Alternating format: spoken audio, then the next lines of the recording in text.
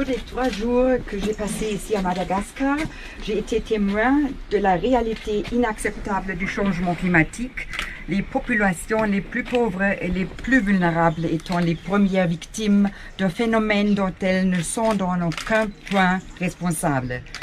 Les phénomènes météorologiques extrêmes deviennent de plus en plus fréquents et intenses à Madagascar et ils affectent manifestement la vie et les moyens de subsistance de la population.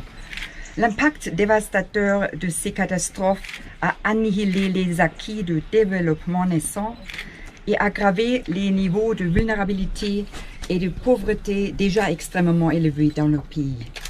À chaque nouveau choc, la résilience de la population s'érode et les besoins s'intensifient. C'est la raison pour laquelle je suis venue ici comme sous-secrétaire général aux affaires humanitaires des Nations Unies pour que la population de Madagascar reçoive l'attention qu'elle mérite et dont elle a besoin. Le pays a des besoins criants, mais trop souvent, l'attention du monde est focalisée ailleurs. Entre septembre 2018 et mai 2019, au moins 1240 personnes sont décédées d'une épidémie généralisée de rougeole. La plupart étaient des enfants. J'ai visité la commune de Berano, dans les districts d'Amboasary, et le médecin du centre de santé m'a dit, les larmes aux yeux, que 60 personnes ont succombé à la rougeole dans ce district. L'année précédente, le pays a vécu l'une des plus grandes épidémies de peste de son histoire. Nous ne pouvons pas permettre que cela se reproduise à nouveau. Lors de ma visite dans le Grand Sud, j'ai vu beaucoup d'enfants mal nourris.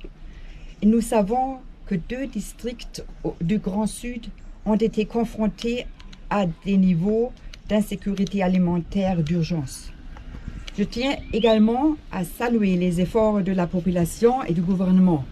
J'ai rencontré des femmes extraordinaires qui s'unissent afin de nourrir leur famille et lorsqu'elles reçoivent l'appui qu'il faut, elles réussissent à le faire. Je remercie donc toutes les organisations humanitaires qui travaillent à Madagascar pour soutenir la population et sauver les vies. Mais nous devons aussi nous attaquer aux causes profondes de la pauvreté et du sous-développement qui rendent les populations très vulnérables. Le gouvernement, de concert avec les partenaires internationaux, a enregistré des progrès dans la lutte contre les causes profondes des besoins humanitaires récurrents. Une stratégie intégrée de développement a été développée pour le Grand Sud par le gouvernement. Cependant, sans une action à l'échelle mondiale pour lutter contre le changement climatique, Madagascar continuera à faire face à des inondations, des cyclones et des sécheresses dont l'intensité sera de plus en plus grande. Il est donc impératif que nous agissions en tant que communauté internationale.